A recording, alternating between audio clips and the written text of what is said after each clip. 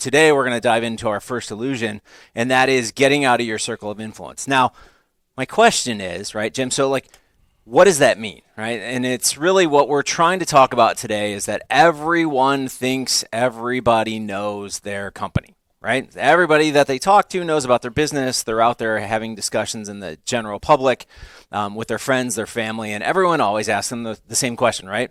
How's business, right? And with that, everybody has this deep-seated idea that everyone knows who they are. Again, let's be honest, it's not the case, right? So I had it, and funny enough, I was sitting down, I had a phone call yesterday with an agency that was going to see a client.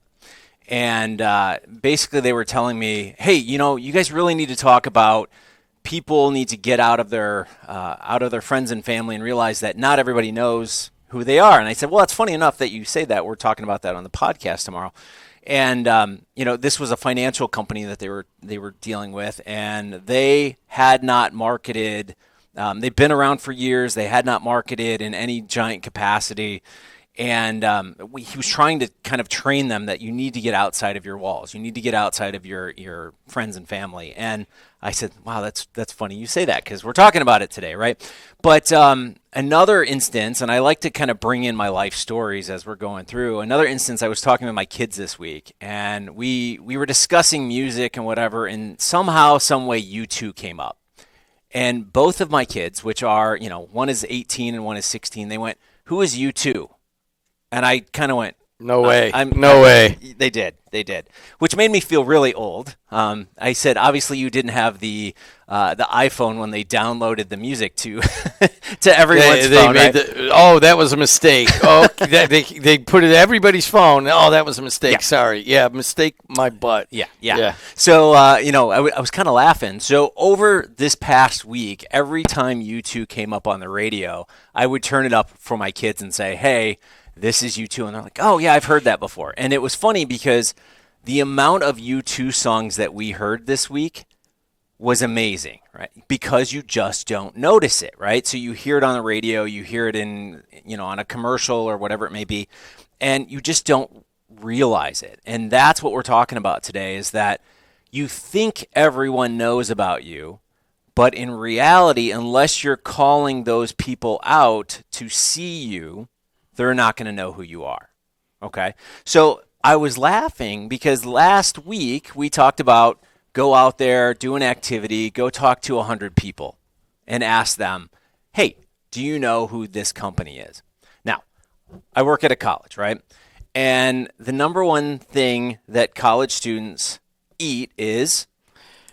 Actually, right around here, there's been a prolific amount of brand new Mexican restaurants. Okay. But the big thing traditionally, and there are plenty of pizza places right around here, it's got to be pizza. It's pizza, right? Yeah. So, we always joke whenever you want to get a college student into a room for anything, you invite them in for pizza and they all show up, right? So I thought, well, I've got these classes and I've got a big lecture hall, and I asked my students this week, I said, I asked students and I also asked staff and faculty. And I said, all right, let's look at the pizza environment that is around this campus, right? And we have all of the major names that spend millions of dollars in marketing, but then we have local mom and pop pizza places. And when I started looking at that, I said, well, there were let's look at the two closest to campus. So I found Venice Pizza and House of Pizza, right? And they have been staples in our community for years. And funny enough, Venice Pizza has been around for 36 years, according to their website and Facebook. And House of Pizza, believe it or not, has been around for 71 years, right? So we have these big staples in the, in our environment here that everyone should really kind of know. So I reached out and I said, okay, let's start doing a simple survey. So I'm asking, like I said, faculty, staff, students, and I asked them, how many of you know Venice Pizza? How many of you know House of Pizza, right? And funny enough, what do you think happened? I would say since I've been eating House of Pizza since, Jimmy Carter was president, and I know them well, but I also know Venice. Mm-hmm. But basically, Venice is on one side of the campus, right, and House of Pizza is on the other side of the campus. we're on the campus right next to House of Pizza. So that was, I would say at least half the people know House of Pizza. Okay. And Venice, probably half of that. Okay. Am I around in the ballpark? Not even close. Oh, Not even close, right? So what we found, we talked to 100 people.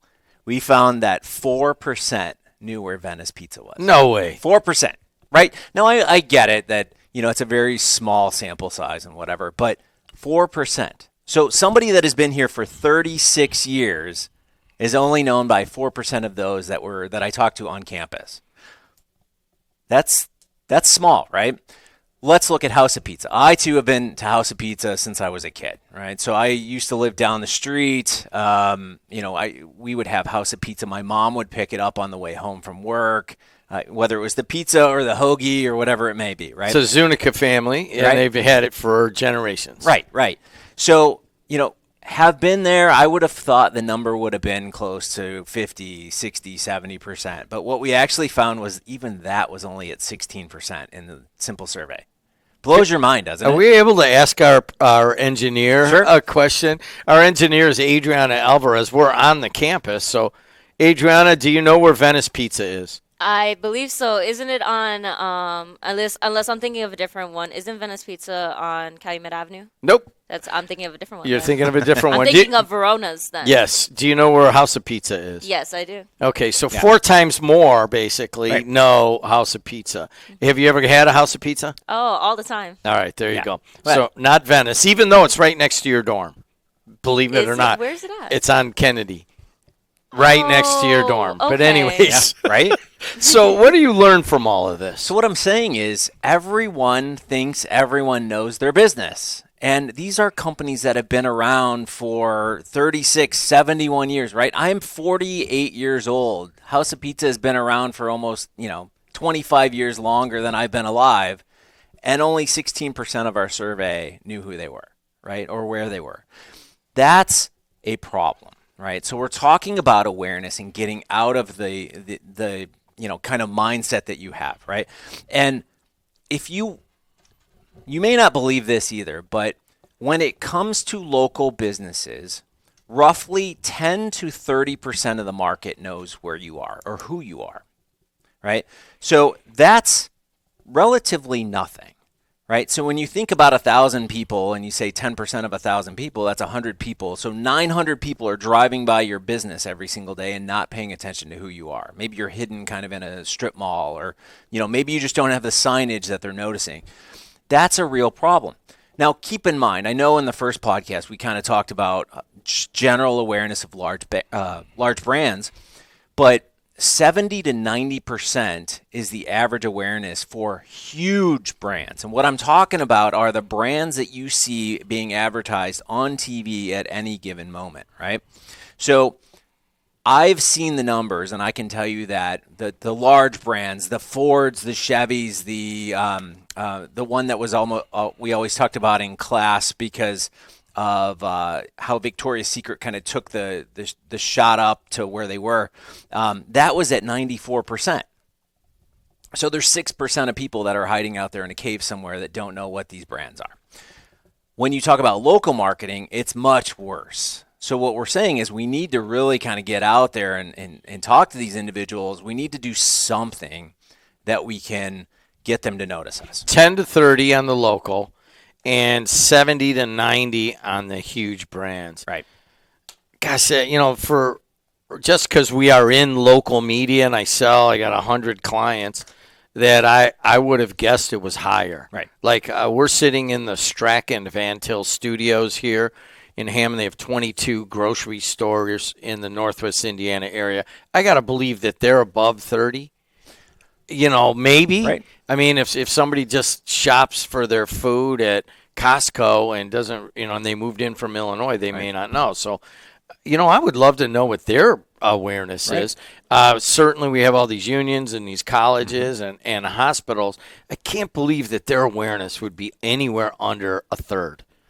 And now all of a sudden that's a project for Adriana in one of her digital marketing classes that you teach. Yeah. Hey, what's farm mean? Yeah, it's a term that I love to use, right? So we talk about kind of the environment that we're in. I grew up in a small town, right? So I grew up in Lowell, Indiana, and one of the things about Lowell is everyone kind of says it's a farm town, which it is, right? And I laugh that I think I was, goodness, in middle school before we got our first McDonald's, right? And there really was just nothing there. But when we talk about farm, I look at it and I say, okay, where are we farming our customers from? Where are we pulling them from, right? So when you have, if I were to decide right now, I'm going to put a local business right here where we are sitting today. My farm is going to be where, right? Is it going to be, we're sitting in Hammond, so I'm in, obviously Hammond would be a good spot to target individuals. Highland is right across the expressway. We've got East Chicago and so forth, right? But you have to realize that there are a variety of things that cause your farm and where you're pulling customers from to there's distractions, there's there's all of these types of things that you have to look at, right? We have basic demographics that we have to pull from. Are you selling something that's really expensive? We have to look at income levels. We have to look at transit. We have to look at how the highways are, right? So we live in Northwest Indiana, and Northwest Indiana we have North Lake County, South Lake County, and I talk about this in a lot of my classes and a lot of my clients is there are dividers, right? So right now we're on 41, right? US 41. And then there's US 30, and then there's I-65. And these are all crossroads of the nation. Right. They're crossroads. And what happens is they divide us. And I don't think people realize that, right? So again, I was giving a lecture to about 40 small businesses a while back, and I said, how many of you are in North Lake County? And the hands go up. I go, how many are in South Lake County? Few hands go up. And I said, okay, those of you in South Lake County, if you're hungry, how many of you go north of 30? And none of the hands went up. I said, how many of you that are in North Lake County go south of 30 to South Lake County? And a few hands kind of went up, and I said, why? They said, well, we're looking for something special. We want to get out of the area. We want to go find something. Maybe they run over to, the Crown Point area or whatever it may be, right? But we have these dividing lines. I have friends that live out in Valparaiso. You know how many times I get out to Valparaiso? Now, Valparaiso, for those of you who are listening, Valparaiso is about 40 minutes from my house, and you have to go past I-65. And once you get past I-65, it kind of turns into no man's land until you get to Valparaiso, which is kind of farther out. And that's in a different county. It's these imaginary borders that make people, they don't want to travel, right? So I think the best example in our area is that 30 going north of 30 and south of 30. So there's dividing lines, right?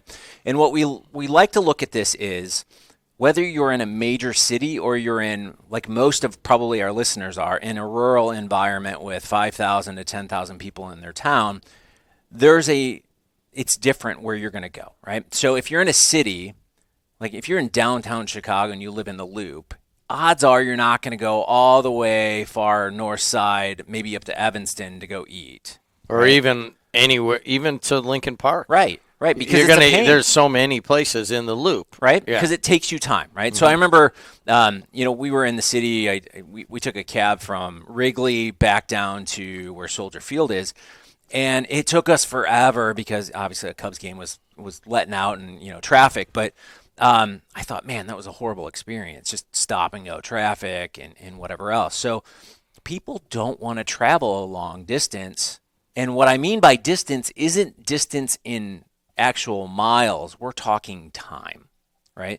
So most people will travel roughly around 20 minutes at the max to get to what they want to do. When you look at gas stations, when you look at grocery stores, they're not going to travel 20 minutes to go get gas. They're not going to travel 20 minutes to go get a gallon of milk. They may travel 20 minutes to go actually their favorite restaurant. Right? So we have to look at these barriers and we have to understand, okay, if 20 minutes is the distance, the time distance that they want to go, are we in that distance? Right? So if I want to go out and if I'm sitting here in Hammond and I want to market to somebody that lives in Lowell, Lowell is 45 minutes away from here. Are they going to drive all the way up here? Probably not. So that's really what we have to understand when we're talking about a farm. What is your farm? And I always look at it in terms of time, not distance, and really understand that are they willing to make that drive over or take transit over, or however it may be. But again, most of our listeners, most local businesses, most people in the United States, and that's roughly 74% of people live in rural areas. They don't live in the major cities. So when you're in a small town, let's say of 5,000 people, you may have to travel to that other town, and that may add some time and distance, right? So again, targeting those areas, you have to understand what your farm is, because a city is much different than a rural area. You got to expand that reach in a rural area, whereas a city you can pretty much just like drop on top of them. So let's just review that, Sure. because there's all sorts of people that are, we're trying to break it down as simply as we can in sort of mastering local marketing. There is a definite difference between, all right, here we are, even we're kind of city here, Right. city, mostly city. You just want to concentrate on your farm, which is walking or driving distance. Right. And in the city, it'd probably be more walking, and here would be more driving.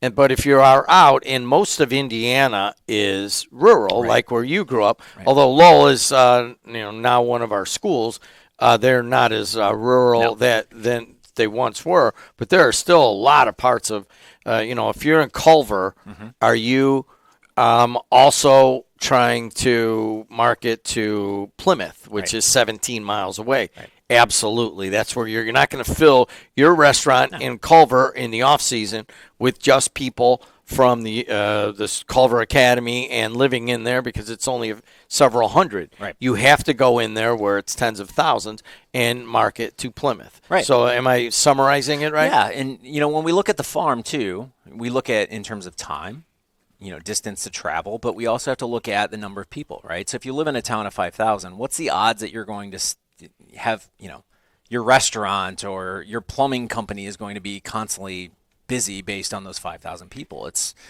not, right? It's not gonna. So you need to expand beyond that, and you have to go, well, what makes sense for me, right? What is the number that I want to convert here, right? Like, how many people do I need to generate that awareness to get to where I need to get on a customer level, right? So we talk about that when it comes to funnels.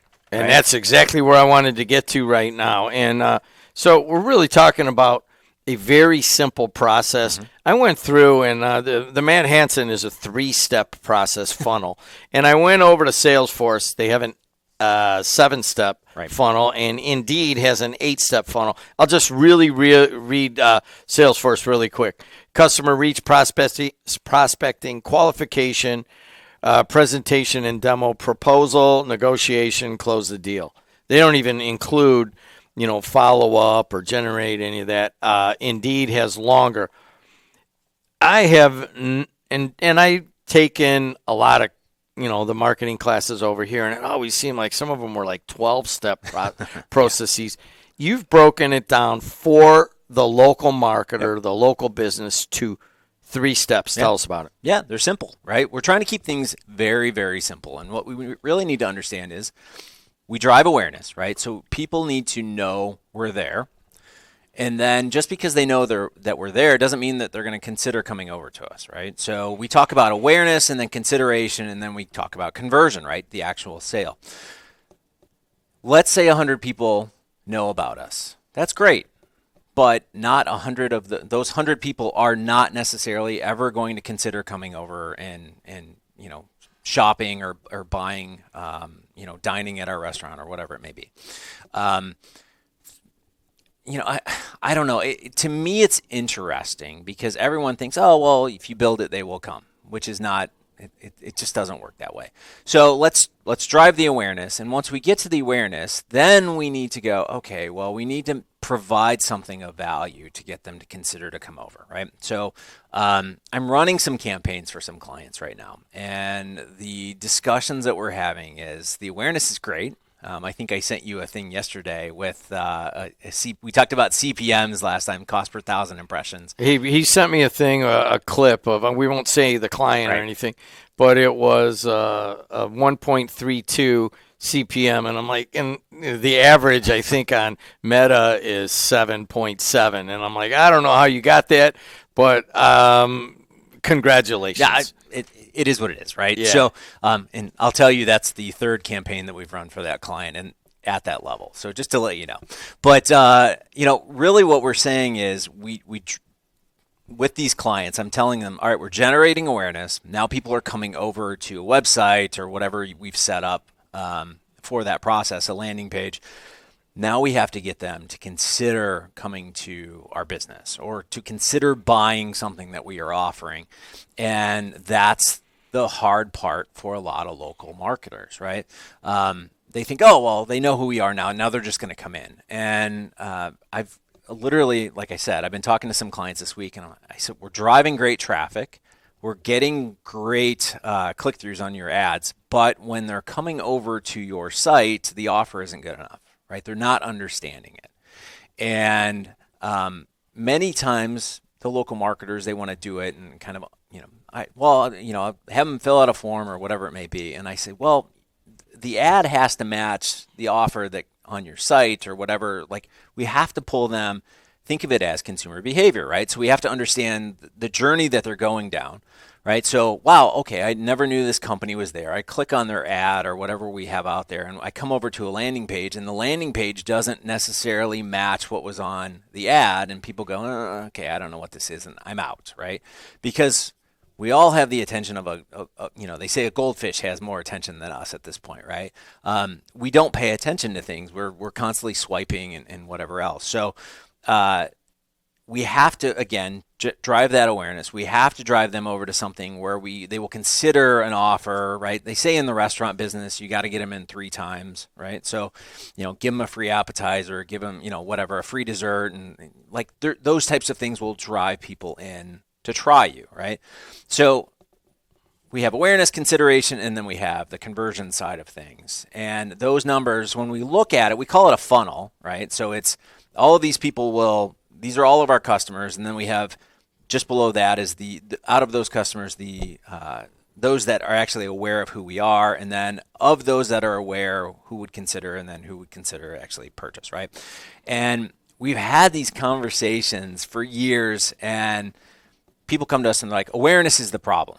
And I'm like, okay, and we'll go out there and we'll find really great numbers on the awareness, but then the consideration is at 16%. And we're just going, we got a problem here. It's the messaging that you're putting out there that doesn't make sense. So again, I like the 3-step, right? You can go 8 steps, you can go 12 steps, but let's be honest, let's keep it simple. It's awareness, then consideration, then, the conversion side of things. And, once you've converted to a customer, then, in our next podcast, we're actually going to talk about, the Jekyll and Hyde of customers, the good and the bad. So let's just, most of the people that are going to be listening to or watching this podcast, it's, I really just need something that I can easily understand. Right. And if you type in sales funnel or sales cycle or selling cycle, you will get Indeed and Salesforce and all that with it. The lowest I saw was 7 stages, and it went all the way up to 15 stages. And the 3-step process of awareness, consideration, and purchase is I'm going to use it. Yeah. Okay. And I remember you teaching it, and I kind of got away from it. But this is a 3-step process that the local business can comprehend, and they don't really have to go outside of that. No. You don't need all this other negotiation, qualification, and all that stuff. That's all kind of part of each little one. But if you concentrate on those 3 parts of the funnel, what can happen? Oh, it's amazing results, right? So if you know your numbers, and I don't want to get into technical details here, especially in the digital sense, but, I actually work backward, right? So if I know how many people consider us from that awareness figure and how many people will purchase from that, would consider, I can actually work backward. I can say, all right, well, I want to get 100 customers in the door. I can actually work backward up the funnel and say, I need to generate X number of impressions, and that's going to cost me this budget. And I do that all the time. Especially with my clients, I say, where do you want to be? And they're like, oh, we'd love to get, 100 people in the door. Okay, well, let's understand our funnel first, and then we'll work backward. And we need to spend, $300 this month to do what you want to do. And they're just like, how do you know that, right? I was laughing. I was in a entrepreneurship class, and we were talking with new startups, and they were looking at how they can generate enough sales in their marketing. And I said, well, let's work backward. And the students in the class hadn't really taken a lot of marketing classes. And they said, what is that? And what are you, like a wizard? You just work your way backward? And I said, it's just numbers, right? It's simple math. And, again, if you put 100 people in a room, how many are aware, how many consider, how many have purchased from you, you can work your way back up that funnel and really understand how much, if you want to get 100 customers, this is where we got to be. Quick tips for the local business. Oh, people forget about the number one person that's going to help you in business, and that's their customers, right? So you have your best customers. And those are the people that walk in, their name, their family history, what they buy from you, how often they buy from you, what their average order is, right? And they are friends, right? So they have become friends through the years. Maybe they've got their own little booth. It's like your normal booth. They always order the same thing at a restaurant or whatever it may be. They are your best referrals, right? Develop some kind of program to where they can go out there and start pushing you and make them part of the company as well and reward them in some capacity, right? And I don't want to get into long-winded details of what that would look like today because we're trying to keep it short for your time. But I look at customers, right? The second thing is there are other businesses out there that have the exact same target audience you want to go after, and they're not competing with you. Go out there and find them, right? So when we had the home decor shop, we went out there. We knew that 98% of our audience was women. So we went over to Curves right around the corner and partnered with Curves on a project. And Curves would send people over to us, and we would send people over to Curves. There was no money exchange whatsoever. It was no ad dollars other than we were helping each other push traffic back and forth. And people would show up constantly. The other thing is if you want to get a little bit more technical, you can drop ads right on top of people, right? So digital allows us to literally drop ads right on top, whether it's Meta or whether it's programmatic. And I don't want to get into those details today, but everyone always says I'm a little scary when I start talking about how I can target you. But at this point in the world, if you take a 3-foot by 3-foot area, I can drop an ad right on top of that and only target those that walk in that square. Well, I will just concur that he is a bit scary because I remember we were having the discussion about how the technology, just a couple of years ago, and this is pretty accepted now, but you were like, gosh, man, if somebody has a phone on and I can now figure out how to get on their phone, in a fairly short period of time. And I'm like, gosh, is that scary? And you're like, no, it's not scary. It's great. I go, well, it depends how you look at it. Right. But the tools are there, and your competitors are using them. Right. So whatever your ideas are about privacy and this kind of thing, the tools are there, and you got to use them. Well, and we use it basically let's say you're a shoe company, right? You sell shoes in a local market. You can literally go out there and target the other shoe companies, drop it right on top of them. Right. So if somebody's going and they're shopping for shoes, right, they walk into a Foot Locker or something like that, a Finish Line, you can actually put an ad right on top of that, and then they'll start seeing your ad for the next few days. So if they don't buy something there, maybe then they know, oh, I never knew that company was there. Awareness. Right. Part of the funnel. That's all it comes down to. Any other tips you want to say? The only other one, you hear it a lot, is influencers, and I hate that term. But what I can tell you is the easiest way to do influencer marketing is not to go out there and, try and spend huge dollar amounts on these major influencers. But in your local market, all you have to do is go and search a local hashtag, right? Take your town or whatever it may be and search and try to find those individuals that have a lot of followers that are local. And I've done that in the past. And really what I find is a lot of 20, 30 somethings that have anywhere from like 5,000 to 20,000 followers, and they're doing, they've got their certain niche, right? So maybe it's in hair, right? They do hair and whatever, or maybe they're food bloggers or something like that. just reach out to those types of people. I mean, we've got one locally that I talk with every once in a while, and he's got a ton of followers, and he's the nicest guy in the world. I mean, if you called him up and said, "Hey, let's go to lunch or let's go have a coffee," he'd be 100% in. So I think everyone kind of makes this out as the big brands are using influencers, but really there's local people that are just like you and me that will really, yeah, they'd love to partner with you. What can we do? And it's not going to cost a lot.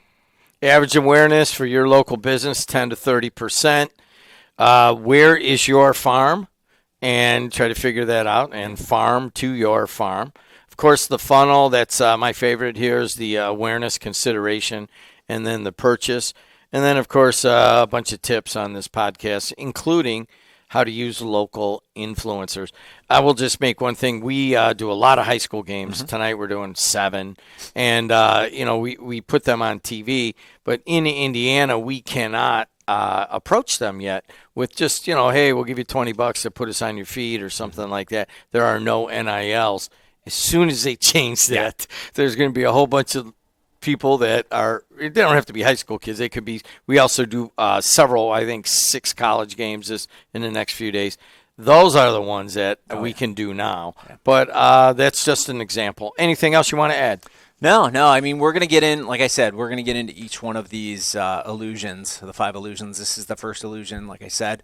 The next podcast, we're going to get into the Jekyll and Hyde of your customers, right? So the good and the bad, and really kind of understanding, sharing some of those stories. So hopefully you'll see us on the 3rd episode, and looking forward to it. Thanks a lot. This has been Mastering Local Marketing with Matt Hansen, the digital marketing guru, and I'm Jim Diedlow, Jed of Jed TV and WJOB. Until next time, we'll see you later.